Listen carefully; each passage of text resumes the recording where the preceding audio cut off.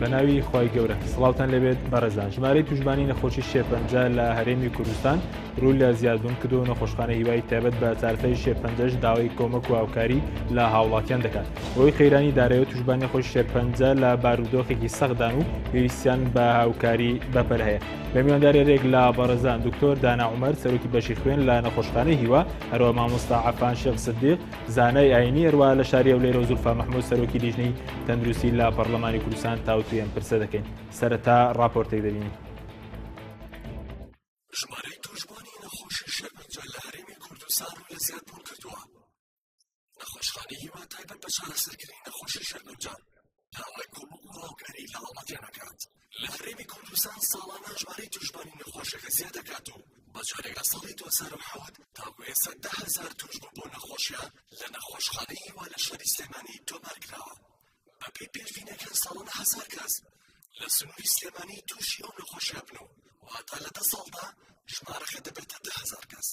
نەخۆشخانەی هیوا تایبەت بە چارەسەرکردنی نەخۆشی توژبانی شێرپەنجە لە سلێمانی لە ڕێکاندراوێکدا داوا دەکات هاوڵاتیان و بازرگانان هاوکاری مادی نەخۆشانی جەرپەنجە بکەن. بەپێی زانیاریەکان خەرجی ساڵانەی نەخۆشخانەکە 50 ملیۆن دۆلارە بۆی بە خزمەتگوزارێکی باشەوە کار بکات. هەرچەندە لە ساڵی 2012 سندوقی کۆمەک بۆ توژبانی شێرپەنجە لەلایەن پەرلەمانی کوردستان بەپێی یاسای ژمارە 11 پێکهێنرا کە بەشێک لە داهاتی خاڵە سنووریەکان و باجی بازرگانی و تۆماری ئۆتۆمبیل و گومرگی فڕۆکەخانە دەچۆن سەر ئەم حیسابە. بەڵام ئێستا بەهۆی قەیرانی داراییەوە ئەو سندوقە کێشەی نەقدینەیی هەیە لە بانکەکان و بۆیە نەخۆشخانەی هیوا بۆ دابینکردنی خزمەتگوزارە تەندروستیەکان بە شێوەیەکی باش پێویستی بە هاوکاری دارایی هەیە. شێرپەنجە نەخۆشیەکی کوشندەیە و لە ئەنجامی نەمانی کۆنتڕۆڵی کێشەی لاش دروست دەبێت. واتە خانەی ئەندامێکی جەستە زۆر لە پێویستیان دەکات و لە ئەنجامدا لەو شوێنەدا گرەیەک دروست دەبێت. تێچووی چارەسەری نەخۆشی شێرپەنجە زۆر گرانە و هەندێک جار نزیکەی 300,000 دۆلاری تێچێت.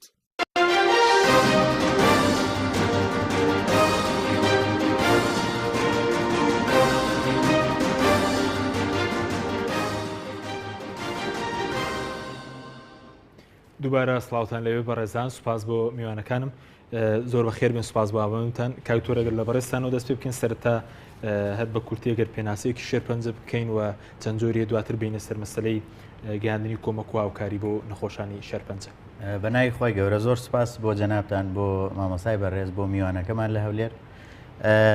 نەخۆشی شێرپەنجە هەروەکو لە راپۆرتەکەی جەنابتان ئاماژەتان پێکرد خانەیەکی لەشی خۆمانێ، ینی زۆر جار خەڵک بە غەڵەت تێگاڵێمە ڤایرۆسێکە لە دەرەوەیەتە ناو لەشی ئینسانەوە. نەخێر، هەر خانەیەکە لە خانەکانی لەشی خۆمان خی گەورە سیستەمێکی وای دروست کردو لە لەشی ئینسانە خانەکان دابەش بوون، بەردەوام دابەژە بن، کاگاتە حدێکی تەبیعی خۆی ئەبێ بوەستێت، کۆنتترۆل کراوە لەلایەن عقلێکەوە، عقلە پێڵەن جین کە لە ناو کرۆمۆسۆمەکانە ناو خانەکان. هەر کاتی ئەم خانەیە لەژێر کۆنتترۆلی ئەم جینە دەرچوو بە هەوەستی خۆی دابەژە بێت، کە بە هەوەستی خۆی دابەش بوو ناوەستێت، بوردە ژمارەکەی ئەوەندە زۆرە بێ بە شێوەی گرێ دەرەکەی، هەنێ جار بڵاویژە بێتەوەێ. جا شێرپەنجە دوو نەوعیە، نوعیشیان پێڵەن شێرپەنجەی شل وەکو شێرپەنجەی خوێن، نوعیشتری پێڵەن شێرپەنجەی ڕق وەکو هەموو سەرەتانەکانی تری، هەموو ئۆرگانەکانی زۆرەکانی زۆرە. ئەگەر وەکو جۆر بزڵت باسی بکەیت لەسەر و لە بە سەدان هەیە، یانی توانی بڵێ سەر زۆر بە کورتی هۆکارەکەی چییە شێرپەنجە؟ بەڕاستی ئەگەر بڵێ هۆکاری 100 لە 100 نەزانراوە، بەڵام دوو فاکتەر هەیە زۆر مهمە لە شێرپەنجە. فاکتەرێکیان پێڵەن فاکتەری بۆماوەیی، یعنی ویراسی، فاکتەرێکیان پێڵەن ژینگەیی. ویراسی لە زۆربەی زۆری سەرەتانەکانە زۆر بەقوت نییە، تەنها لە 3-4 نوعی کەمانە بێ، وەکو سەرەتانی کۆڵۆن، سەرەتانی مەمک لەگەڵ سەرەتانی چاو. ئەگەر کەسێک لەم سێ جۆرە سەرەتانە لە کەسی دەرەجەیەکی هەبوو باشتر وایە زوو متابعی خۆی بکەن. ئەوانەی تر زۆربەی زۆریان بەهۆی فاکتەری ژینگەیی ون، وەکو فاکتەری ژینگەیی وەکو چی زۆرن، بەڵام بەعام ئەمانن خواردنەوەی مەشروب بۆ شێرپەنجەی کۆندامی با بڵین هەرس، بۆ شێرپەنجەی پەنکریاز، بۆ شێرپەنجەی مەعیدە، بۆ شێرپەنجەی جگەر، بۆ ئەمانە خراپن. کێشانی جگەرە بۆ شێرپەنجەی با بڵین زۆربەی زۆری شێرپەنجەکان، مادەی بنزین بۆ شێرپەنجەی با بڵین خوێن، پیسبوونی ژینگە بە ئاوها بە دوانۆکسیدی کاربۆن بە مادەی تیشکاوە، زۆر خواردنی معلبات، کەم خواردنی سەوزە و میوە، قەڵەوی، وەرزش نەکردن، بەکارێنانی حەبی منع لەلایەن ئەفرەتانەوە بە ڕێژەیەکی زۆر، هەندێک زۆری ڤایرۆسی، پیسبوونی سەرچاوەکانی ئاو، ئەبینی خەڵکی وڵاتی ئێمە بەداخەوە کە هەر لە ڕووی ئیمانیشەوە ئەو شتاشیشی غەڵەتە ئەچێت بۆ سەیران ئەبینی سۆربەی زۆری سەرچاوەکانی ئەو ژینگە پیسەکە نازانێ ئەمە جارێکتر ئەبێتەوە بە موادی با بڵێن پیسبوو بۆ ژینگە و احتیمال لە یەکێک لە فاکتەرەکە زۆر باش. ئێستا بەپی ئامارەکە کەوتۆر ساڵان لە هەرێمی کوردستان ڕێژەی توشبان بۆ نەخۆشی ڕووی لە زیاد بوونە حتمما شتێک من زۆرجار لە ڕاگەاندنەکان ئەم قسەیەکەم شتێکی پێڵەن ژمارە شتێکیش پێڵێن ڕێژە بڵێن بۆ نمونە ئەگەر تۆ لە 100 کەس 20 کەس توش ببێ ئەی ئەگەر لە 10 کەس 6 کەس توش بێ ژمارەی 20ەکە زیاترە لە 6ەکە بەڵام ئەگەر بیکەی بە ڕێژە 6ەکە زیاترە لە 20ەکە ینی ڕێژە شتێکە و ژمارە شتێکە وەکو ڕێژە ئەمە بینیوانە ڕێژەکە زیای نەکردەوە بەڵام وەکو ژمارەکە زیای کردو ئەمە شتێکی منطقیە بۆ چکە تۆ ژماری دانیشتوانی سلێمانی ئەگەر لە ساڵی 90 تا بێنی لۆچی 700,000 کەس بوو ئێستا لە سەر و ملیۆنەوەی حتمما ئەو کاتە لۆ 300 کەسە هەبوو بێ ئێستا ژمارەکە زۆر لەوە زیاترە بەڵام ئێستاوانی کە لای ئەو تۆمارکراون لە نەخۆشخانەی هیوە ژمارەکەیان چەندەوانی کە تووشی بەڕاستی من ئەگەر ئێستا بڵێم بزڵە بژماری دقیقت بەمێ ئێستا لە بەردەستم نییە بەڵام هەفتانە ئێمە نزیکی 10 بۆ 15 نەخۆشی تازەیە بۆ لامان مانگی وا هەیە گاتە 150 حاڵەتی تازە مانگی وها بە 200 حاڵەتی تازەمان هەبوو ینی لە مانگێکەوە بۆ مانگێکی ترە گۆڕێ بەڵام یەک شتی تر هەیە بۆ جەنابتان و بۆ بینەرانجی بۆی خەڵک بیزانێ هەرچی هات بۆ نەخۆشخانەی هیوا شێرپەنجەی نییە چونکە نەخۆشخانەی هیوا تایبەتە بە نەخۆشەکانی خوێن و شێرپەنجە ئێستا من بۆ خۆم سپۆڕەکەم نەخۆشی خوێنە خەڵگێ بۆ لای من کەم خوێنە خەڵگەی خوێنی زۆرە خەڵکی جێ شێرپەنجەی سپاس دەکەم دواتە گەڕم لای بەڕێز مامۆستا گەربینی لای بەڕێز سەبارەت بەوەی کە نەخۆشخانەی هیوا ڕاگەندراوێکی بڵاو کرد تۆ داوای هاوکاری دەکات بۆ نەخۆشانی شێرپەنجە لە ئاینی پیرۆزی ئیسلامدا ینی چەندە بەیاغ بەوە دراوە کە مرۆڤەکان ئەوانەی کە پارەدارن یعنی هاوکاری نەخۆش و خەڵکانی ئەو نەخۆشی ترسناکیێنە هاوکاریان بکرێت. بسم الله الرحمن الرحيم الحمد لله والصلاة والسلام على رسول الله وعلى آله وأصحابه أجمعين دەست خۆشی لەوەی بەڕێز و بەخاتن کات زۆر سپاس دەکەین ئەمە پێشکی ئەوە بڵم پێغەمبەر عەلەیهی سڵات وسلام لە حەدیثێکە کە حەدیثێکی حەسەنە ئەفەرمێن أحب الناس إلى الله أنفعهم وأحب الأعمال إلى الله عز وجل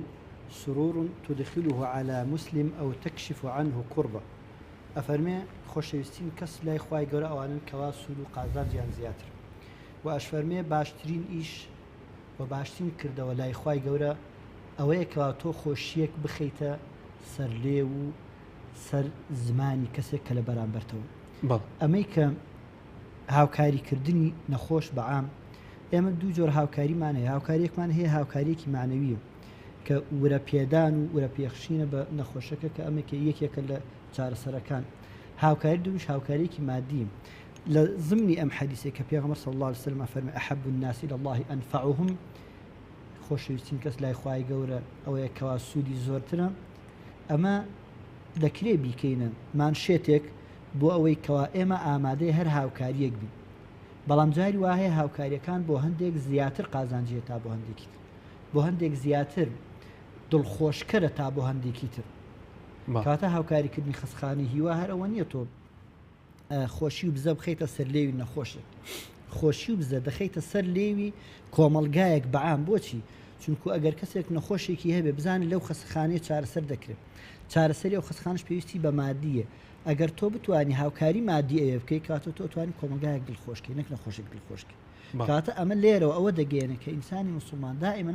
بڕوا خێرە گەورەکان بکە تا خێرە بچووکەکان خێرە گەورەکانەوە یەکێکە لە خێرە یەکێکە لەو خێرە گەورەکان کە تۆ کۆمەلگایەکی پێ دڵخۆش دەکەی بۆچی یعنی سە کەسێک نەخۆشە دەچێتە خەسخانەی هیوا ئومێدی بەوێ هەیە خەسخانەی هیوا هەر ناوەکەی خۆی ئومێدی بەوێ هەیە سێرەکەی لێ ئەگەر کارمەند و ستافی خەسخانەکە بڵێن وڵا ئیمکانیەتمان نییە چارەسەری بکەین چەند قورس بەس ئەگەر خێرخوازێک لە پشتەوە هاوکاری بکە ئەمانیش هاوکاریەکە بگەێن نەخۆشەکە یعنی نەخۆشەکە دڵساد نەکەنەوە ئەمە کۆمەلگایەکی پێ دڵخۆش دەبێت چونکو خەڵک پێی دڵخۆشە لە وڵا خەسخانەیەکمانە ئەتوانێت چارەسەر بکە ئیمکانی چارەسەری هەیە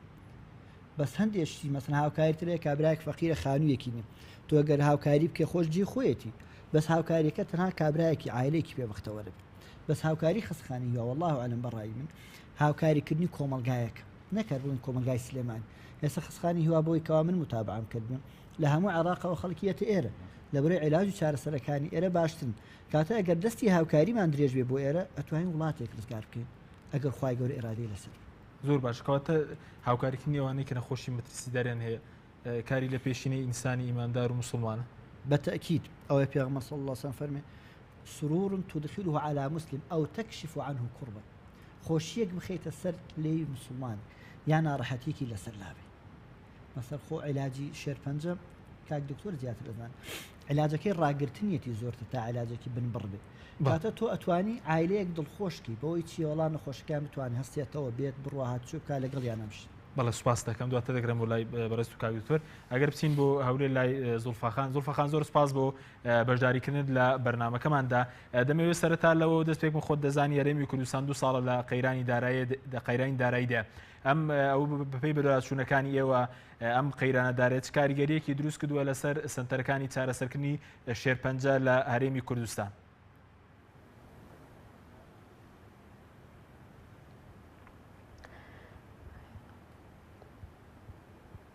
سڵاوتان لێبێت سڵاو لە بەڕێستان و سەرجەم بینێران و ئەو دوومیانە بەڕێزش بەناوی خوا لە ڕاستیدا ئەم قەیرانە تەئسیری کردوتە سەر سەرجەم سێکتەرەکانی هەرێمی کوردستان بە تایبەت سێکتەری تەندروستی کە لەگەڵ نەبوونی سیستەمێکی باشی بەڕێوەبردن و نەبوونی پاشەکەوتدا لە بوونی ئەم قەیرانە کاریگەریەکی زیاتری هەبووە لە هەمان کاتدا کە بوونی زۆری ئاوارە و توشبوونی ئەم شەڕ و بریندارێکی زۆری پێشمەرگە لۆدێکی زیاتری خستۆتە سەر وەزارەتەکە کەواتە دەتوانین بڵین وەزارەتێکە کە زۆرترین لۆد و کێشەی بۆ دروست بووە لە قەیرانی داراییەوە. لە ساڵی 2012 خولی یاسای ژمارە 11یان دەرکرد کە سندوقی توشبانی کۆمەکی شێرپەنجەیە بە پێی ئەم یاسایە لە چەند لایەکەوە کە پارە دەخرێتە سندوقەکە و کە تایبەت بە نەخۆشخانەکانی شێرپەنجەیە سەرف بکرێ بەداخەوە قەیرانەکە وای کرد کە حکوومەتی هەرێم هەرچەند ناتوانێت لە ژێر هیچ بیانوویەکدا کە دەست بەرێ بۆ مافی نەخۆش و مافی چارەسەری نەخۆش بەڵام کە ئەوان بەپێی ئەو نووسراوەیەکی ئێمە لە وەزارەتی تەندروستی دەستمان کەوتووە بڕی 72 ملیار دینار و 1.5 ملیۆن دۆلارە کە حکوومەت سەرفی کردووە لە کاتێکدا کە نەخۆشخانەکان قەرزاری 20 ملیار دیناری کۆمپانیاکانن بەهۆی ئەم قەرزەوە ماوەی 2 ساڵە هەموو کۆمەکێکی کۆمپانیاکان و معاملەیەک لەگەڵ نەخۆشخانەکانی شێرپەنجەدا وەستاوە لە چارەسەرکردن لە پێدانی دەرمان و لە ناردنەدەرەوەی نەخۆشەکاندا بە تایبەتی. هەروەها کۆمەکێک کرا کە سنتەری ژیانەوە پێی هەستا بڕی 4 ملیار دۆلار بوو ئەم پارێز جارێکی تر لەلایەن حکوومەتەوە کە لەیەکێک لە بانکان دانرا بوو دەتوانم بڵم دەستی بەسەرراگیرا و سەرف کرا بێ ئەوەی بزانین کە لە چیدا سەرف کراوە بۆچی سەرف کراوە و بە پشبەستن بە چی یاسایەک ئەمە بردراوە. بەڕاستی یەکێک لە هەرە زەرمەندان و یا قوربانیانی ئەم قەیرانە نەخۆشخانەکانی شێرپەنجە بووە کە حەقی شەرعی خۆشیان براوە جگە لە موچەودا هاتی مانگەنەکە لە حکوومەتەوە بۆیان دابین دەکرا. زۆر باشە دەمەوێت زیاتر بەڕوونیانەوەی کە باست کرد ینی ئێستا حکوومەت ئەو پارەی کە لە سندوقی کۆمەک بۆ توشبانی شێرپەنجە دانرا حکوومەت بردوێتی و سنتەرەکانی چارەسەرکردنی نەخۆش شێرپەنجە لە هەرێمی کوردستان ناتوانن بە بەکاری بێنن یاخود ئەو پارەیە بۆ چ مەوەسێک براوە. بەپی یاساکە دەتواندرێت تەنها بە 4 هۆکار ئەم پارەیە سەرف بکرێکە هەیە بۆ کۆکردنەوەی داتا دەربارەی نەخۆشی شێرپەنجە بۆ ناردنەدەرەوەی نەخۆش و کڕین و ئەجهیزەی پێویست لەگەڵ دەرمانی پێویست بۆ نەخۆشخانەکانی شێرپەنجە جگە لەم 4 خاڵە ناکرێت لەژێر هیچ بیانوویەکدا پارەی ئەم سندوقە سەرف بکرێت. بەڵام لە کاتێکدا کە وەزارەتی تەندروستی یاخود نەخۆشخانەکان داوایان کردو حکوومەت دەڵە سیولە نییە کەەوە پێچەوانە یاسایە بەگوتم بە پێی یاساکە نابسەرف بکرێت. ئایا حکوومەتی هەرێمی کوردستان لە چی سەرفی کردووە و بۆ کوێ بردوێتی و لە بەرچی بردوێتی ئەوە نازاندرێ. ئێمە لەگەڵ هاوکارم دکتۆر شێرکۆ حەمەدەمین لە دوای بەدواداچوونێکی زۆر و سکاڵاشمان لە دادگا تۆمار کردووە بڕی زیاتر لە 1 مانگە تا ئێستا نە لە دادگاوە نە لە حکوومەتەوەی هیچ وەڵامێکمان پێ نەگەشتووە. لە کاتێکدا کە زیاتر لە 10,000 نەخۆشی توشبانی شێرپەنجەمان هەیە وەکوتم کە 20 ملیار دینار قەرزارن بەهۆی ئەم قەرزەوە ئەوە ماوەی 2 ساڵە لەوانەیە دکتۆر باشتریش بزانێ ماوەی 2 ساڵە نەتواندراوە تەنانەت 1 نەخۆش بنێرێتە دەرەوە ئەوان دەتوانن بڵم ئەم نەخۆشانە چاوەڕێی مردنن بەهۆی نەبوونی چارەسەری پێویست کە لە دەرەوەی وڵاتە. زۆر باشە بەڵام تاکو ئێستا ئێوە وەڵامەتەن دەست نەکەوتو کە حکوومەت بە چ پاساوێک ینی پارەی نەخۆشانی شێرپەنجەی لەو سندوقە دەرکردووە؟ نەخێر تا ئێستا نا وەڵامی سکاڵاکەمان دراوەتەوە و نە ئەوەی کە قسەمان لەسەر کردووە لە ڕاگەیانەکان و لە پەرلەمانەوە پەیجی تایبەتی خۆشمانەوە حکوومەت هیچ کاردانەوەیەکی نەبووە و هیچ وەڵامێکی نەبووە بۆ ئێمە وەکوتم بە پێی یاساکە حکوومەت و هیچ کەسێک ناتوانێت دەست بۆ ئەم پارەیە ببە چ بە قەرز و چ بە هیچ شێوەیەکتر بەڵام بەداخەوە حکوومەتی شکست خواردووی ئێمە جیا لە جەردەی و لە دزینی نەوت و لە خواردنی مڵک و سامانی ئەم وڵاتە جارێکتر دەستی بر بۆ مافووە چارەسەری ئەم نەخۆشانشکایە. بەڵێ سوپاس دەکەم دواتر گەڕێمەوە لای بەڕێز زولفاخان کاکتۆرە گەبێم و لای بەڕێز سەبارەت بە ئەو پێداویستانێکی وەدەمێکە مەسەلەن نەخۆشخانێکی وە خزمەتی خەڵکی کوردستان دەکەن ینی ئەو چارەسەرانی کە پێشکەشیان دەکەن چارەسەرەکان بۆ نەخۆشی شێرپەنجە گرانبەهان و پێویستیان بە دارەیەکی باشەیە بە تاکید وایە ینی خۆی ئەوەی کە شێرپەنجەی جیا کردوێتەوە لە نەخۆشیەکانی تر دووشتە یەکێکانەوەی نەخۆشیەکە سەعاتێک نییە تۆ بێت عملیاتێکە بۆ یەکەی سەعاتێک و ئەڕاتەوە ماڵەوەیات چەند ڕۆژێک لە خەسخانە بێ ئەڕاتەوە ماڵەوە چاکە بێتەوە بۆ هەتایی یا چاک نابێتەوە ئەمە نەخۆشی شێرپەنجە زۆربەی زۆریان پێویستی بە چەند کۆرسێک چارەسەری میاجاری وە 6 مانگ ساڵ 2 ساڵ لەگەڵ یاڕۆی ئەمە یەک دوو ئەگەر بەراوردی کەی بە نەخۆشیەکانی چارەسەری شێرپەنجە زۆر گرانە یعنی بۆ نمونە دەرزیمان هەیە کە ئەمە بەسیترینیانە من باسیەکەم بای 1800 دلار دەرزیەکمانێ ڕیتۆکسیماوی پێڵم بای 1800 دلار و من لێرە ئەمێ دوسێ نقطە هەیە باسی بکەم ئەگەر ڕخسە دەبێت بەڕاستی منەمێنایی یەک شەخص بێنم کە وەکو سەربازێکی ونبوو ئیشەکە لە بینی بەغاو سلێمانی ئەویش ناوی کاک جەلالە پیاوێکی ناوی کاک جەلالە منەسقی بینی فەرمانگەی تەندروستی سلێمانی و با بڵین دەستگای دەرمانە لە بەغا کە پێڵەن کیمادیە ئەم پیاوە بەڕێزە وەکو چۆنەڵی سەربازێکی ون بوو ڕۆژانە مانگانە بە تەلەفۆن خەریکە لەگەڵ بەغایە حسەی دەرمانی بە تایبەتی بۆ پارێزگای سلێمانی زۆر دابین کردووە بەڕاستی لە مانگیەکەوە تا ئەم مانگی شەشە نزیکی بای 20 میلیۆن دلاری دەرمان بۆ نەقل کردوین بەڕاستی گەرێکێکی وەکو کاک جەلال نەبووە ئێستا ئەتوانم بڵێم زۆربەی زۆری چارەسەرەکان نەخۆشخانەی هیوایە پەشێکەوت و سوپاسی زۆر خەڵکی تری بەڕێزەکەم بەڕاستی خەڵک هەبووە لە کۆمپانیا بەڕێزەکان کۆمپانیای قەیوان بۆ نمونە بە نمونایەنەوە هەتا ئەم لەحزەیە بە بەردەوامی دەسی بە ئێمەوە زۆر خەڵکی تری بەڕێز هەبوون کە هاتوون مەسەلەن وتێتی من ئەم تابقە دروستەکەم ئەم ئەجیزانە منەی کڕم خەڵکی تر هەیە ئەڵە کاکە من حەز ناکەم پارە بخەمە ناو ئەو سنووقەوە بۆ نمونە لۆچی خەڵکێکە بێ وەکو ئێستا زولفاخان باسی کرد بڵێ ئەم مەسەلەی بیست بێ کە حکومەت دەستی بردو بۆ سنووقی شێرپەنجە وەلو سنووقی شێرپەنجە من بە سپاس وەڵام زۆربەی زۆری کارەکانی ئەمەی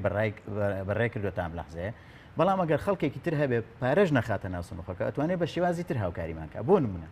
ئێمە ئەگەر بێت سەردانی نەخۆشخانەکانی شێرپەنجە بکەن جا چجار لە هەولێر بێ لە سلێمانیە لە دۆک ئەتوانێت بێت سەردانمان کا بزانێت چ جۆرە دەرمانێکمان نەقسە یا چ جۆرە ئەجیزەیەکمان پێویستە خۆی بیکڕێت ئەنی گەرسی قەشی بۆزعکەنەوێ خۆی بیکڕێت و بیەنە بیکاتە ناو دەرمانخانەکەەوە ئەمە بەڕێی من طریقێکی زۆر باشە لەوەی کە تۆ بە پارە بەدەستی بی بە نەخۆش 50,000 یا 6,000 بی بەدەست نەخۆشەکە لۆچێ زۆر لە حاڵی نەگۆڕێ بەڵام ئەگەر من بەسیترین نمونەت بووێن نەخۆشێکمانێ ئافرەتێکی گەنجە شێرپەنجەی کۆڵۆنیە بەڕاستی 5-6 جار پەیوەندی بە منەوە کردەوە لەو نەخۆشی من نییە و اختصاصی من نیە بە زۆر گوناحە بای 1800 دلار دەرجەکەی ئەمەەی کڕیوە ئەڵێس خانۆکەم فرۆشتووە سیارەکەم فرۆشتە من تاکیدم درۆژ ناکە دوو لە ڕووی جەنابتان ڕاستەکات چکە من خۆم ئەیناسم ئەو کەسە بڕوا بکە 3-4 جار لەلایەن خەڵکی خێرخوازەوە بۆم کڕی پێرێ هات دەستی کرد بە گریان وتی تر توانام نەما لە نەخۆشخانە نەمان بوو لە ڕێی خێرخوازێکەوە داوام بۆ کرد ئەو وعدیا کە بیکڕێ دوێنێ لە نەخۆشخانەی هیوا سوتفا ئەو دەرمانەمان بڵات بڕوا بکە کە تەلەفۆنمان بۆ کرد وەرێ یعنی لە خۆشییا دەستی کرد بە گریان یعنی تۆ ئەگەر کەسێک ئەبەو شێوێ دڵخۆش بێ لە ناڕەحەتیەکە بێ نازانم مامۆستا باسی ئەو فەرمودەی پێغەمبەری کرد تەکیدم ئەمە تەسەورەکەم بەقەدەر 1000 عمرە و شتی تر گرنگ بێ وەلو ئەوانەش بەڕێ خۆی بەڵام یعنی بەڕاستی ئێستا ڕۆژی ئینسانیەتە ئێستا ڕۆژی چاکەی دینیە ئێستا ڕۆژی کاری نیشتیمانی ئەگەر خەڵک بێ بیکە لەوە چێ خەڵک سیقەی بەوە نەمابێ کە بیخاتە سنووقی شێرپەنجەوە خۆتوانی لەلایەکی ترۆ هاوکاری بکەیت بەڵێ زۆر باشە سەبارەت بوو کە قەیرانی دارایی چ کاریگەریەکی بۆ کارەکانی ئێوە دروست کردن نەخۆشخانەی هیوە تا ڕادێکی زۆر یعنی بۆ نمونە من نەخۆشخانەی هیوات بۆ باسەکەم ئێستا زۆربەی زۆری کارمەندەکانمان ڕوبع موچەوەرەگرن یەکێکان خۆم بۆ نمونە تا ئەم لەحزەیە یەک لەحزە دەوام کەم نەکراوەتەوە سەرە ڕای ئەوەش دەواممان ئێستا ئێمە لە 8 بەیانیەوە دەست پێکەین تا 5 ئێوارە بە بێوەستان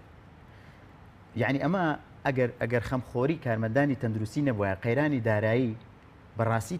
ئەبوایەکو هەموو خەسەخانەکانی ترمانمان گرتایە دەوامان کردای بە سێ ڕۆژ بەڵام بە هەستیاری لەبەر هەستیاری نەخۆشەکان ئێمە ئەومان نەکردەوە لەلایەکی ترەوە قەیرانی دارایی چی تەسیرێکی کردوتە سەر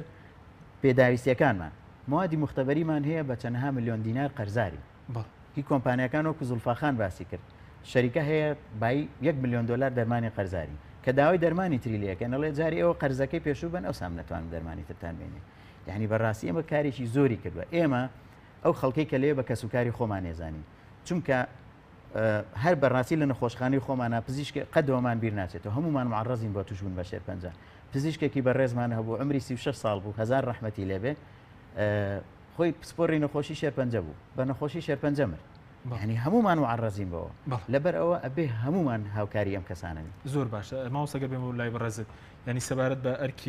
ئەرکی هاونیشتیمانیان و هاوڵاتیان چیە بەرامبەر ئەوەی کە دوکتۆر زولفەخانیش باسی کە دۆخی نەخۆشانی شێرپەنجە لەبار دۆخی سەختدا چ ئەرکێکیان دەکەوێتە سەر لە ڕووی دنیەوە یەک خاڵ هەیە زۆر گرنگە ئاماژەی پێ بکەین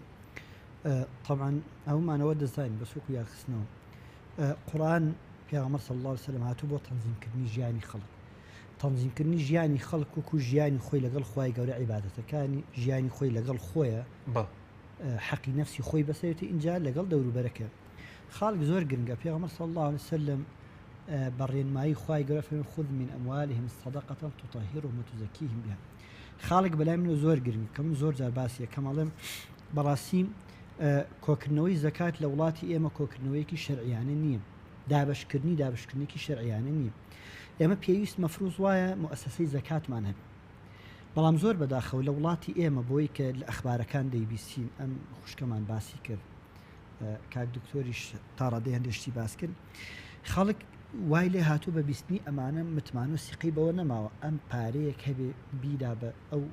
مەسن ئەو سندوقە بڵێن ئەوەی کە ئەسا ئەو خوشکە باسی کرد مناڵێم ئەگەر ئێمە بێت و بتوانین مەسن لە شاری سلێمان کۆمەڵە خەڵکانێک مامۆستایانی ئاینی توێژەکانی تری ناو کۆمەلگا مەسەن دکتۆرەکان مامۆستایانی ئاینی ئەوانەی کەوا معنین بەم قەزیەوە ئێمە بین مؤسسەیەک دروستکەین لە سلێمانی ئەم مؤسسەیە لە ڕێی حکوومەتەوە ڕێپێدراو بێت ئەم مؤسسەیە زەکات کۆکاتەوە یانی خەڵکانێکی تیابێ ئەم خەڵکانەی جێی متمانەی ئەو خەڵکە دەوڵەمەنە بێت ئێمە بتوانین لە ڕێی مؤسسەیەکەوە زەکات کۆکەینەوە خێراتی خەڵک کۆکەینەوە بە قەناعەتی من لە دوای ساڵێک نابە هیچ شوێنێک ناوەندێکی گرنگی وەکۆم نەخۆشخانەیە کە یەکێک لەوانە بێم نامێنێ پێویستی بە شتێکی ترە بێ لە سەردەمی عومەری کوڕی عەبدولعەزیزا کە ئێمە زۆر جار باسی تاریخەکەین بەڕاستی جارجار شەرمەزارین باسیەکەین چونکە ئێمە ناگەین ئەوە لە سەردەمی عومەری کوڕی عەبدولعەزیزا کە زەکات کۆ دەکرێتەوە لەو ئەفریقایە سە هەزارها خەڵک ساڵانە و مانگانە دەبرن یەک کەس نەبوو زەکات وەرگێت چونکە مستحق نەبوو هەر کەسە چوو زەکاتی پێدا ئەیوت بابت دەبێت لەو سەردەمەدایتر زەکات کرا بە مەشاریعی عامە نەخۆشخانە پرد مزگەوت خوێندنگا ئەمان ئێمە بتوانین هەیئەتێکمان هەبێ ئەم هەیئەتە جێی متمانەی خەڵک بێ زەکاتەکانی خەڵک وانە بێ پەنجای من و پەنجای تۆ پەنجای دەیری ئاوا بڵاوی کاتەوە نە بەرامبەر ئیسیفادەی لێ ئەکا کەوەری ئەگرێ نەجێی خۆشی دەگرێت چونکو ساڵێکی ترە و کەسە دووبارەیەتەوە چییە دەستپانەکاتەوە بۆ زەکاتەکە بەس ئێمە ئەگەر مؤسسەیەکمان هەبێ لە ڕێی ئەم مؤسسەیەوە ئەم مؤسسەیەکی هەمیشەیی بێ کاتی نەبێ تەنها بۆ زەکات کۆکردنەوە نەبێ مؤسسەیەکی هەمیشیمانێ ئەم مؤسسە هەمیشەیی ئیشی چییە؟ ئیشی ئەوەیە کەوا شوێنە گشتیەکان کەوا مەنافعی عامن مەصالحی عامن بێت خێر و خێرات و سەدەقاتی خەڵک بۆ مەنافعی عامە کۆکاتەوە کابرا هەیە پارێ هەیە بەس نازانێت چۆن سەرفیکە لەکوێ سەرفیکە بەس ئەگەر بزانێ مؤسسەیەکان مەسەڵەن ئێستا مؤسسەیەک وەکو بەخشی وەکو مؤسسەی هانای خێرخوازی سێرکە ئەم مؤسسانە بە ستافێکی زۆر کەمەوە متواضعانەوە خزمەتیان کردووە بەڕاستی یانی بە هەموو چین و توێژەکانیان کردو یەکێک لەو چین و توێژانە خزمەتیان بە نەخۆشخانەی بەخشینیش نەخۆشخانەی شێرپەنجەش کردووە کە کیمیایی ئەوان دروست ئەوە زۆر گرنگە کاتە ئێمە ئەگەر بێت و موسڵمانان ئاوا هان بدەین مؤسسەیەک دروستکەین موسڵمانان لە ڕێی مزگەوتەکانەوە لە ڕێی جمعە و جەماعەتەکان و مامۆستایانی ئاینی هانیان بدەن بۆچی بۆ هاوکاریکردن کۆمەکیکردن بۆ پەرژەوەندە گشتیەکان ئەم کۆمەکیە خەڵک دێت دەیێنێ اینجا لێرەوە دەستە ئەمینەکان دەیگەێن کەس ناتوان دەستی سپاس دەکەم سپاسی مامۆستا دواتر گرم لای بەڕێزت کاکتۆر بەڵێ بینەرانی بەڕێز ناوبڕێک وەردەگرین دوای ئەو نابڕە دەچینەوە شاری هەولێر لای زۆفا مەحموود سەرۆکی لیژنەی تەندروستی لە پەرلەمانی کوردستان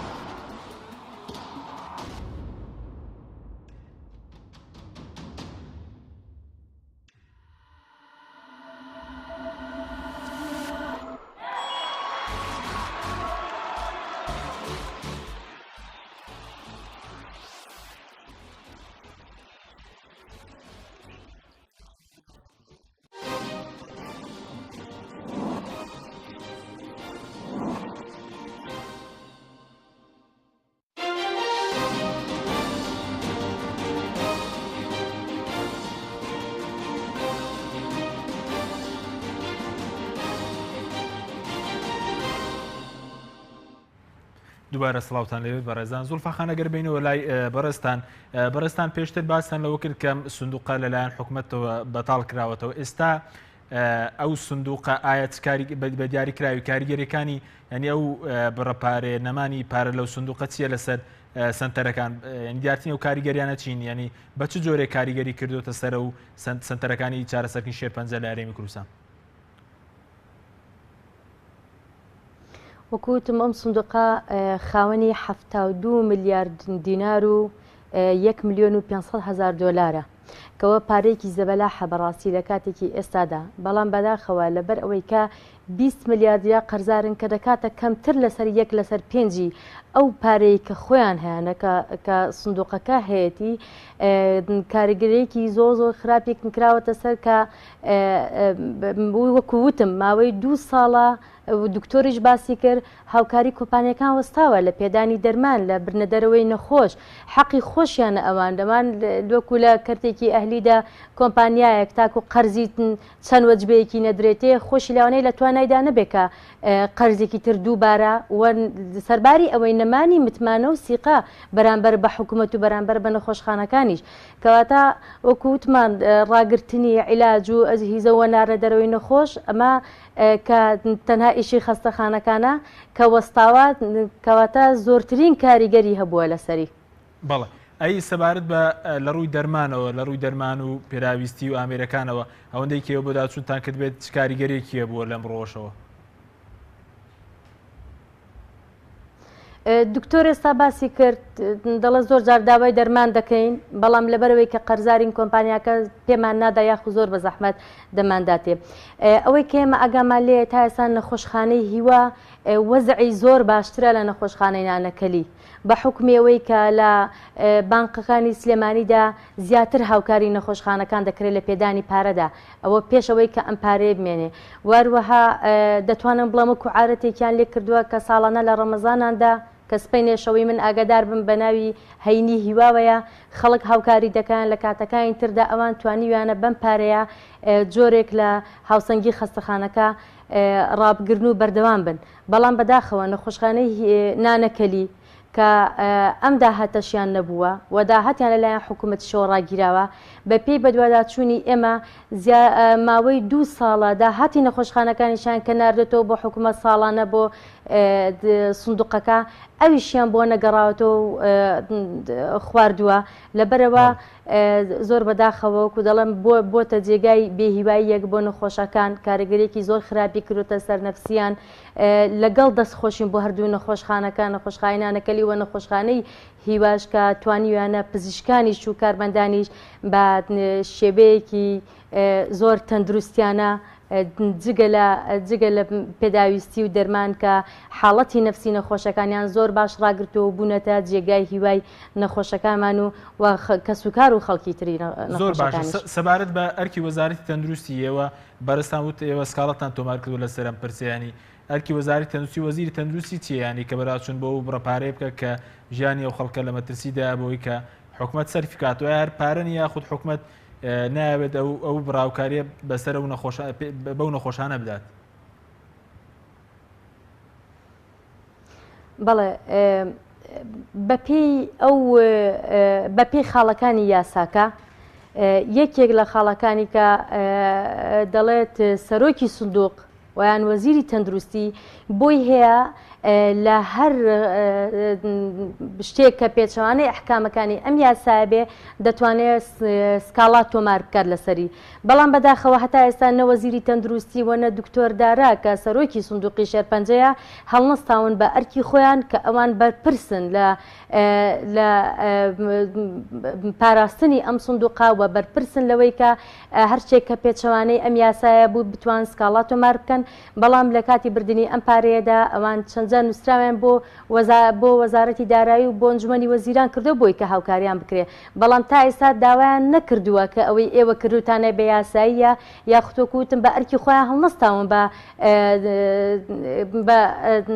داوا قەید بکەن لە مەحکەمە لەسەرەوەی کە بیاسایی کراوە لەم سندوقەدا ئەوانیش جۆرێک لە بێدەنگیان هەڵبژاردووە کە ئەم بێدەنگی وەزارەتی تەندروستی و سەرۆکی سندوق بۆتە پشتیوانیەک و هاوکاریەکی گەورەی حکوومەت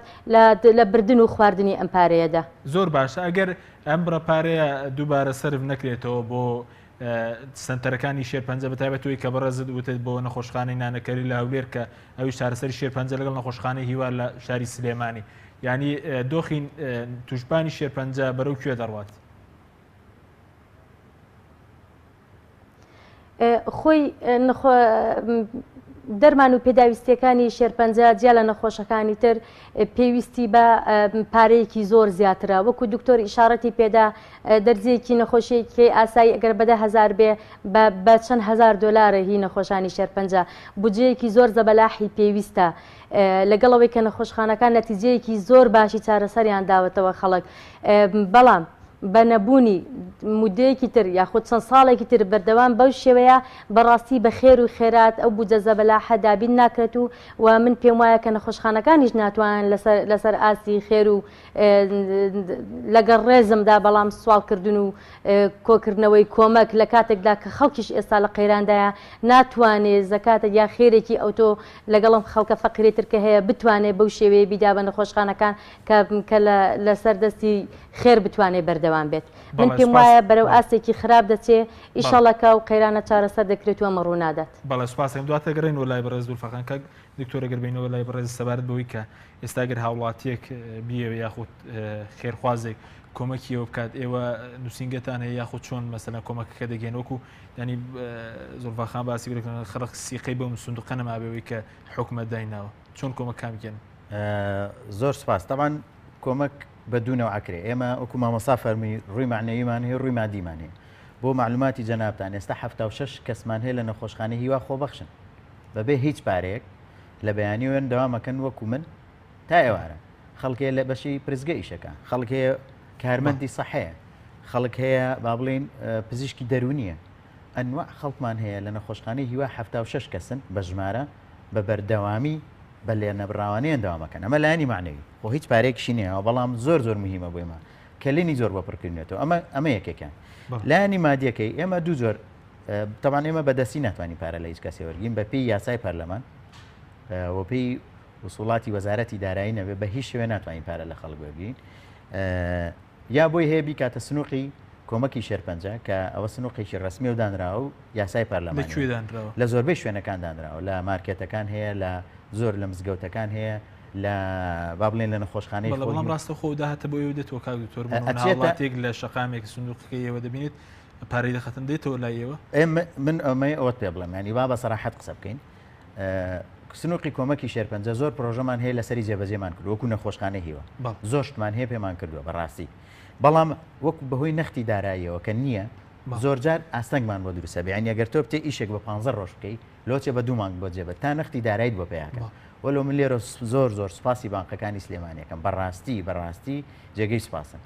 دەستیان نەناوە بە ڕوومانەوە هەرچی چۆنێک بە یارمەتیان لەو با بڵین مەبلەغە مالی کە هی سنووقی شێرپەنجە یا هاوکاریان کردین بەڵام من ڕێگەیەکی ترم و دوتم ئەگەر خەڵک سیقەشی بەوە نەبێ ئەوە بکات ئەتوانێت خۆی بێت بۆ نەخۆشخانەی هیوایان نانەکەلی مەسەلەن زۆر شت هەیە عیلاج ئێستا ئەمڕۆ بە ڕێزێک هاتبوو وتی من نەتوانم باە 700,000 پێیە زەکاتە خێرە هێناومە وتم بە ڕێزەکەم تۆ ئەتوانی لە سەیدەلەکە بزانی چ دەرمانێکەکەمە خۆت بیکڕیت ئەنی بوو خۆت بیکڕی و بخۆشت بیکەیتە ناو سەیدەلەکەەوە ئەمە شتێکی باشە یا ئەجیزەیەکمان نەقسە خۆت بیکڕە ناوەکەی دێنێڵم فلان ئەجیزەمان نەقسە بۆمان بکڕێ موادی مختبەریە بیکڕیت و بهێنیتە ناو نەخۆشخانەکە ئیتر وابزانام ئەوە باشترین ڕێگەی خۆت دڵتەمینەبی کە بەدەستی خۆت کڕیوتە تەلاعوب بە هیچ ئەسعارێکەوە ناکرێت بەدەستی خۆشی دێنیتە ناو نەخۆشخانەکە ئیتر لەوە ڕێگە تەندروستتر بەڕای من نییە ئەوە باشترین ڕێگەیە زۆر باشە گەر خەڵک هاوکاری نەکرێت دۆخی نەخۆشانی شێرپەنجە بەرەو کوێ دەڕوادیانی لە قەیراندارایەوە بە سەراحەت پێ بڵام ئەگەر زۆر خەڵکی خێرخواز نەبووە لەم شارەیە ئەو من بە نمونە کاکجەلالم بۆ باسکردی کە زۆربەی دەرمان بای 20 ملیۆن دۆلاری دەرمان نەقڵ کردووە لە مانگیەکەەوە بڕوان پێ بکات بۆ عزیێ دەرمانی بۆ هێناین بەشی حسەی 2 ساڵی بۆ هێناین هەتا حسەی ئاوارەکانیشی لە بەغاسنەوە تێتی ئەمە هەموو ئاوارەمان هەیە لە سلێمانی و لە هەولێر حسەی سلێمانی لێ سندوو حسەی ئاوارەکانیش خەڵکی تر بۆ نمونە بە ڕێزەکەیە مەلا سەلام لۆچێ کەس باسی من ئەمێ ناوبێنم ینی لۆچێ خۆشیان پێیان خۆش دەوێت مز حەزەکەم ناوبێنم بۆکو نمونەیەکی جوان بەڕاستی ئێمە سەیدەلێکی بۆ دروستکردنین بەمانای کەلیمە سەیدەلە نزیکی 20 دەفتەر دۆلاری تێچووە خۆی لە ئەوڵ فۆتایە سەرپەرشتی کردووە کۆمپانیای قێوان لە بیدایەتەوە تا ئەخیر لەگەڵمانە بووە کۆمپانیای دەروازە بۆ نمونە ینی بڕاو کێسە بینایشی ئیسیشاریمان هەیە لە دەرەوە دروستەکرێت زۆربەی زۆری خەڵکی خێرخواست کردێتی بۆ نمونە کۆمپانیای قەیوان هاتۆ بناغەکەی چاکردووە کۆمپانیای دەروازە شیشی یاوێنێتەوە مەسەلەن کۆمپانیای بامۆکی هاتووە بلۆکی یاوێنێتێ فلان ئابە و شێوەیە کە خەڵکی سوپاس بۆ خواکاچی بۆ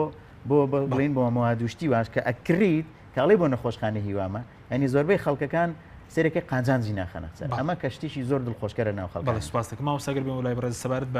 سەبارەت بە زەکات و بەخشینیان لە مانگی ڕەمەزانی پیرۆزدا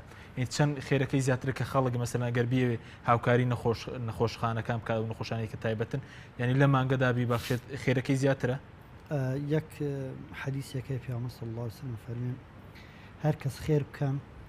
بە ئەندازەی خورمایەکی وشک بە بەهای خورمایەکی وشک یەک خورمای وشک ئەساگەر بە دینار مەزەندەکەی بەهاکەی هین نییە ئەفەرمێ من تصدق بعدل تمرة من كسب طيب وإن الله يتقبلها بيمينه ئەوە خاڵە زۆر گرنگە مسلمانانی خۆشەویست ئەمە وەرگرن هەر خێرە کە تۆ دەیکەی بەکەمی مەزان ئەگەر یەک خورمای وشکیش بی پێغەمبەر صلی الله علیه و سلم فەرمێ هەر کەس بە بەهای خورمایەکی وشکی خێر بکە خوای گەورە بەدەستی ڕاستی خۆی وەری دەگرێت کاتۆ تۆ وەرە قیاسی کرد کابرای خورمایەک لەکوێت و وەرەقەیەک لەکوێ $1000 لەکوێ لەبەرەوەی بەڕاستی هەر کەس هەر خەیرێک بکات هەر بەخشینێک بکات لە هەر کاتێکە لە هەر کاتێکا جێی خۆی دەگرێت بەدایەت لە ڕەمەزانە لەبەرەوەی پێغەمبەر صلی الله علیه و سلم لە هەموو کاتێکدا خێری کردووە بەخشینی هەبوو بەڵام ئەفەرمێ لە ڕەمەزانە کەالریح المرسلة أجود ما يكون في رمضان حين يلقاه جبريل پێغەمبەر صلی الله علیه و سلم خێرکردنەکانی بەخشینەکانی لە ڕەمەزانە لە کاتەکانی تر زیاتر بوون کاتەمە خۆی بۆ خۆی ئەوە دەگەێنم کەوا خێرکردن لە کاتێکەوە بۆ کاتێکی تر لە شوێنێکەوە بۆ شوێنێکی تر لە شخصێکیشەوە حتا بۆ شخصێکی تر جاری وایە مەسەوەکو سەرەتا بەرنامەکە عەرزم کردێت خێرەکە گەر بکەی بە شخصێک خانوویەک بکاتەوە تۆ شخصێک بەختەوەرەکەی بەڵام گەر خێرەکە بکەی بە نەخۆشێک سێرەکەی عائلەیەک نەک عائلەیەک کۆمەلگایەک بەختەوەر دەکەی لەبەرەوەی خێرکردن لە ڕەمەزانە ئەگەر خێری ئەجری زیاتر نەبوایە پێغەمبەر صلی الله علیه و سلم لە ڕەمەزانە زیاتر خێری نەئەکرد سەحابەکان کە باسەکان فەرمێ کەالریح المرسلة یعنی وەکو بایەک چۆن وێری سەریع پێغەمبەر صلی الله علیه و سلم لە ڕەمەزانە ئاوا زۆر باشە ئیمام سەبارەت بە خێرکردن بۆ پرۆژەی بەردەوام بۆ هاوکاریکردنی نەخۆشخانەکانی شێرپەنجە ئەمە خێرەکەی زۆر زیاتر نییە پرۆژەی بەردەوام هەندێک هینمان هەیە هەندێک خێرمان هەیە خەیرێکی جارین ئەڕۆن هەندێک خێریشمان هەیە پێچێت لە شوێنێکا بۆست واضح هەم قسێ والله ئەعلەم خێرکردن بە نەخۆشەکان خێرکردن بە کۆمەڵێک کە مؤسسات کە ئەم مؤسساتانە هاوکاری خەڵکی لێ قەوماوی خەڵکی دەستکورتەکە مەسەلەن ئێستا پێچێ من وەکو مامۆسایەک لە مزگەوتە پێم نەکرێ هاوکاری نەخۆشێکی شێرپەنجە بکەم ئەگەر پێشم بکرێ هاوکاریەکە تەنها هاوکاریەکە خواردنێکی بۆ دابین کە بۆ مناڵەکانی بەڵام من ئەگەر بێم هاوکاری خستخانەکە بکەم ستافی خستخانەکە هاوکاری نەخۆشەکان بکەن ئەمە خێرەکەی زۆرترە فراوانترە تاوەی من بتوانم هاوکاری بکەم لەبەرەوەی بەڕاستی مناڵێن زۆر پێویستە لێرەوە مامۆسایانی ئاین لەگەڵ نەخۆشخانەی هیوا ستافی نەخۆشخانەی هیوا علاقەیەک و پەیوەندیەکی باشیان هەبێ ئەوان بە باسکردنی پێداویستی و لەوازمیان مامۆسایانی ئاینی بەهاندانی خەڵک کە خەڵک هاوکاریان کە خەڵک هاوکاری پرۆژە خێرخوازیە مەودا درێژەکان کە بۆ ئەوەی هەم خۆیان هەمنەوەی داهاتوش پێویستە لە وتارەکاندا باز بکرێت بەتەئکید من قەناعەتم وایە ئەو مامۆستا بەڕێزانم لە وتاری ئەم جمعەی داهاتوو ئەگەر بێت و لە وتاری یەکەمیشیان نەیکەنە سەر بە مۆزوع بیکەن مۆزوعی وتاری دۆمیاتوە مامۆستایانی بەڕێز لەم وتارەدا باسی ئەو خێرانە بکەن کەوا مەودایان فراوانترە کەوا خێرەکان شوێنی گەورەتر دەگرن تا شوێنی بچوو بەڵێ سوپاسان دەکەم زولفاخان ئەگەر بینەوە لای بەڕێستان سەبارەت بەوەی کە ینی چی بکرێت بەوەی کە ئەو سیقەیە کە خەڵک نەیماوە بە سندوقی شێرپەنجە کە حکوومەت پارەکەی بردووە بگەڕێنرێتەوە بە چی دەکرێت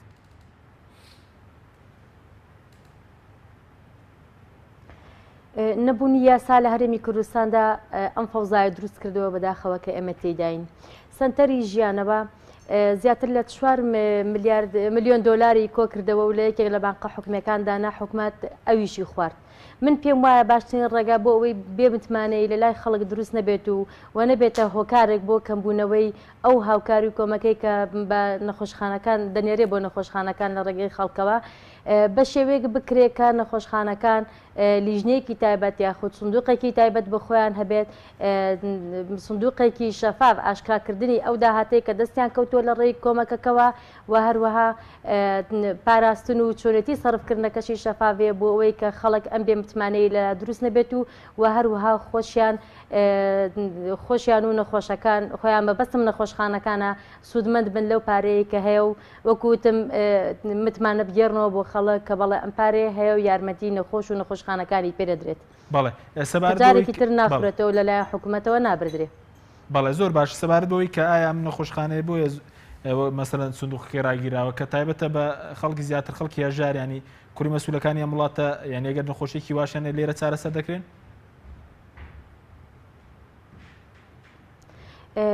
بەڵێ نەخۆشخانەکانی شێرپەنجە خۆی وای کردووە زیاتر بێمتمانەی ئێمە بە دکتۆرەکانمان یاخود بە نەخۆشخانەکانی خۆمان ئەوەیە کە مەسئولینە زەبەلاحەکان دەوڵەمەندەکان ئەوانە کە بۆ هەڵامەتێکی خۆیان بۆ متابعەکردنێکی ئاسایی خۆیان سەردانی وڵاتانی دەرەوە دەکەن کەەوە یەکێکە لە هەرە هۆکارە خراپەکانی بێبتمانایی بەرامبەر بە پزیشک و بە نەخۆشخانەکانی خۆمان لەبەر ئەوە بووە بە هۆکاریش بۆ ئەوەی کەوان بەزەیان بە نەخۆشەکانی خۆماندانەیەتەوە لە بەرەوەی وەکوتمەوە منداڵەکانی خۆیان بۆ دەرەوە دەبن. من سەردانێکی نەخۆشخانەی ئەنقەرەم کرد ڕسمێکی هین هەڵواسرا بوو لە تەنیشتیەوە نووسراوێکی تورکیە بوو مدیرەکە خۆی پێوتم تی زولفاخانەوە سەرۆکەکەی ئێمە دەڵێت هی ئەتاتورک بووە قەدیم ئەتاتورک دەڵێ من کە گەشت مەحاڵەتی تەنانەت مردنیش با پزیشکێکی تورک چارەسەرم کە کەوا هەم سەپۆرتێکی زۆرە بۆ نەخۆشخانەکان و بۆ پزیشکانی خۆیان و پێدانی متمانەیەکی زۆرە بە پزیشکان لەلایەن حکوومەت و لایەن سەرۆکی وڵاتەوە بەڵامەوەی کە باسم کرد مەسئول نییە کە نەخۆشەکان دەبنە دەرەوە یەکێکیان بێمتمانیان بەرامبەر بە نەخۆشخانەکان دروست کردووە خاڵی دووەم و هۆکاری گەورەشەوەیە کە خۆیان لەبەرەوەی کە پێویستیان پیان نیە بۆ تا ئەو حاڵەتەی کە ڕوو دەدات بەسەر نەخۆشخانەکاندا لە ئێستادا ڕانەگرتنی هاوکاری و یاخۆ دەستبردن بۆ سندوق و بۆ مولکی نەخۆشخانەکان زۆر بە کورتی بادوا پرسام زۆر بە کورتی چی بکرێت بەوەی کە ئەم قەیرانداراییە کاریگەری زۆر خراپتر لەسەر توشبان شێرپەنجە نەکاتە سەریان. بەڵێ باشترین چارەسەرەوەی وەکوتم لە ئێستادا کە فەوزایە بەهۆی تەطبیق نەکردنی یاساوە بەهۆی حساب نەکردن بۆ یاساوە بەڵام باشترین چارەسەرەوەی ئەو کۆمەکە کە بەردەوام بەپێی ئەو داهاتەی کە هەرێم هەیەی بۆ سندوقەکە دەچێەوە ئەو پارێک کە هەیەی حکوومەت بە زووترین کات بیگەڕێتەوە بۆ سندوقەکە بۆی نەخۆشخانەکان بتوانن کە لە خزمەتکردن و خزمەتکردن بە نەخۆشەکان بەردەوام بن و هەروەها من جارێکی تر لێرەوە داوا لە سەرجەم هاوڵاتیانی هەرێمی کوردستان دەکەم داوا لە مامۆستایانی ئاینی دەکەم کە سپینە لە ڕۆژی هەینیدا و ڕاگەیاندنی پزیشکەکان هەروە کە لە بێمتمانێ کار نەکاتە سەر متمانیان و لە هاوکارەکان نەوەستن بۆ نەخۆشخانەکان بەڵام وەکوتم نەخۆشخانەکان ئەم پارەیە ڕادستی حکوومەت نەکەن و خۆیان بتوانن بە شێوەیەکی شەفاف سەپەرشتی بکەن و سەرفی بکەن. زۆر سپاس کاکتۆرنی خولێکیش بۆ بەڕێز دەگەر پەیامێکت مابێت. من زۆر سپاسی جەنابتانەکەم بەڕاستی ڕاگەیاندن دەوریشی باشی بینیوە لە وڵاتەیە زۆربەی ئەو ڕاگەیاندنکارانە دەستخۆشیان لێکم ئەمێل ئەوە بە خەڵک بڵێم شێرپەنجە یەکسان نییە بەبردن ئەگەر جاران یەکسان بوو بە ئێستا یەکسان نییە بەمردن بە سەدەها نەخۆش هەیە لە نەخۆشخانەی هیوا و نەخۆشخانەی هینانەکەلی چاک بوونەتەوە توانی بە دۆکمنت بتانێنێ بەڵێ هەنێ زۆری خەڵکیشەیە بەداخەوە نەمانتوانیەوە ڕزگاری بکەین هیوادارم خەڵک بتوانێت بەلایەنی مادی و معنەوی لە هاوکاری بۆ نەخۆشخانەکانی شێرپەنجە بەردەوام. مامۆستانی خولەکیش بۆ بەڕێز دەگەر شتێکت ما پەیامێک دەبێت. دەستان خۆش وەڵام من تەنها ئەوە دەڵێم مامۆستایانی ئاینی بەڕاستی پێویستە ڕۆڵێکی زۆر کەورە و کاریگەری کە هەیان بوو ئەو ڕۆڵی خۆیان ون نەکەن و بتوانن دەستێکی هاوکاری بەهێز و بەقووەت بن